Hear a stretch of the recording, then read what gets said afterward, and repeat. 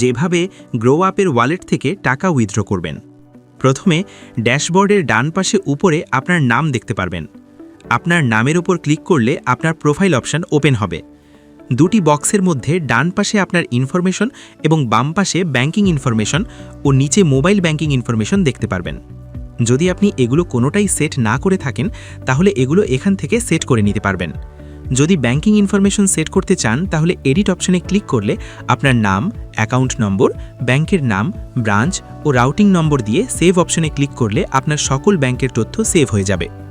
যদি আপনার mobile banking information save করতে চান তাহলে এডিট অপশনে ক্লিক করলে আপনার নগদ, বিকাশ, রকেট নম্বরগুলো সেভ করে নিতে পারবেন।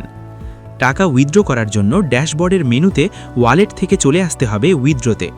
এখানে আপনি আপনার কাঙ্ক্ষিত অ্যামাউন্ট বসিয়ে পছন্দমতো পেমেন্ট মেথড সিলেক্ট করুন। আপনার সব ইনফরমেশন সঠিকভাবে বসিয়ে সাবমিট উইথড্রয়াল রিকোয়েস্টে ক্লিক করুন। মোবাইল ব্যাংকিংয়ের সময় মনে রাখবেন শুধুমাত্র আপনার রেজিস্টার্ড মোবাইল নাম্বারেই টাকা উইথড্র করতে পারবেন। আপনার উইথড্র রিকোয়েস্টের ৭২ ঘন্টার মধ্যে নির্ধারিত পেমেন্ট মেথডের মাধ্যমে আপনি আপনার টাকা বুঝে পাবেন।